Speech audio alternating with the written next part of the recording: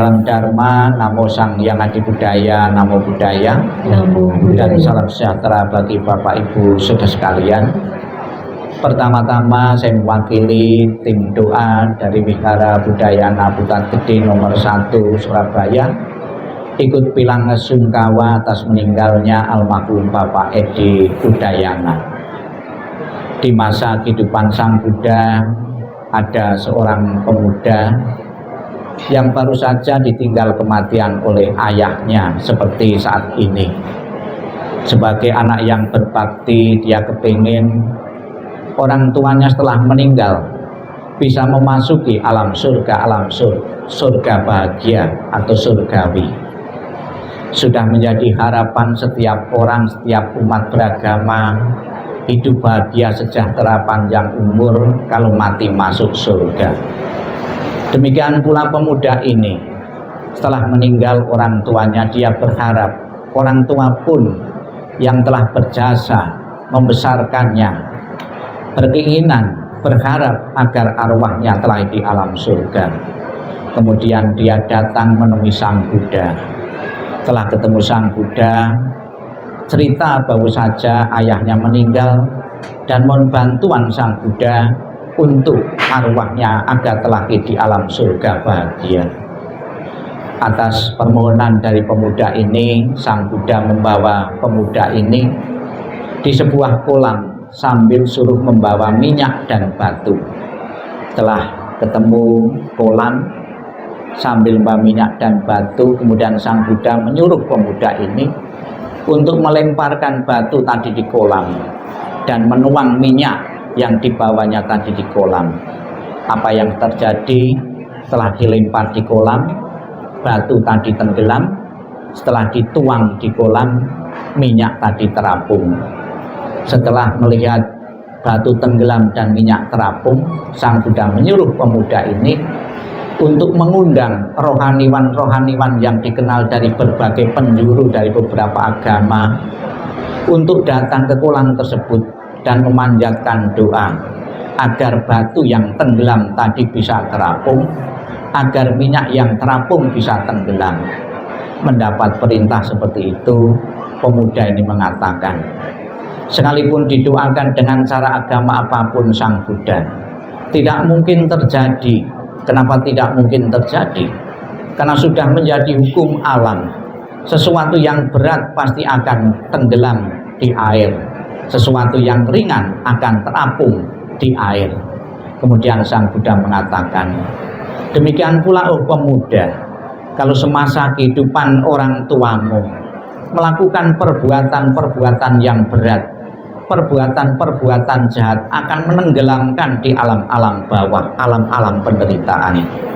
Kalau sekiranya orang tuamu melakukan perbuatan-perbuatan ringan semasa hidupnya, akan mengangkatnya, akan membawa di alam-alam bahagia, alam surga.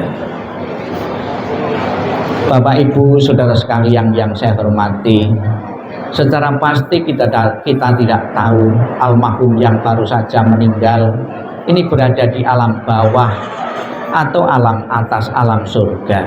Secara pasti kita tidak tahu.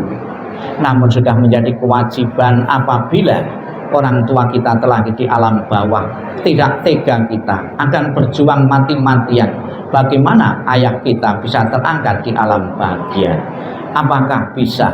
Bisa. Bagaimana caranya? Ilustrasi batu tadi ya bisa kita jelaskan demikian. Bagaimana batu yang berat tadi bisa berada di permukaan air? Ada caranya. Ditaruh perahu atau kapal, itu sudah otomatis batu tadi berada di permukaan air. Demikian pula pembawaan doa-doa dari kemarin, saat ini maupun besok, itu dalam rangka membuat perahu-perahu, membuat kapal-kapal bagi orang tua kita seandainya terlahir di alam-alam bawah. Lebih-lebih kita bersama-sama mohon berkah bimbingan dari Buddha Amitabha. Di dalam janjinya yang ke-18, Buddha Amitabha mengatakan, barang siapa menyebut namaku, mengulang namaku dengan penuh keyakinan, dan berharap untuk terlahir di alam surgaku, surga Sukawati, maka aku akan jemput arwah itu dan menempatkan di alam surga sucinya. Semoga harapan keluarga untuk almarhum Bapak Edi setelah meninggal ini terlahir di alam surga bahagia benar-benar menjadi kenyataan dengan kekuatan doa dan keyakinan kita kepada Buddha Amitabha. Di samping doa, harapan itu secara tradisi keluarga telah menyiapkan rumah-rumahan. Rumah-rumah di samping peti ini juga sebuah pengharapan bagi yang hidup kepada yang meninggal. Sepeninggal almarhum bisa menempati di alam sana fasilitas kehidupan yang sangat lengkap sekali.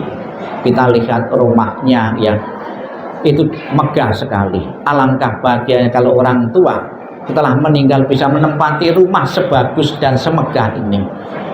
Pasti anak-anaknya yang ditinggal tidak khawatir lagi, malah justru bangga orang tuanya mempunyai fasilitas kehidupan yang sangat lengkap sekali. Apakah itu bisa? Bisa. Ada sebuah cerita yang menggambarkan tentang rumah megah dan mewah ini. Jadi ada seorang biku yang bernama Biku Moggallana. Dia pernah berkunjung di salah satu surga, dan di surga mendapati rumah yang megah dan mewah.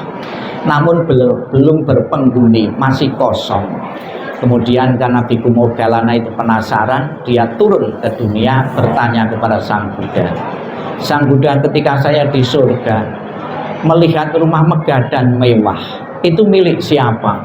Kemudian Sang Buddha mengatakan, perlu kamu ketahui bahwa rumah megah dan mewah itu milik Nandia. Dalam kehidupannya sekalipun dia belum mati, berbuat kebajikan-kebajikan sebagai pahala kebajikannya di dunia ini, di surga sudah tercipta rumah megah dan mewah.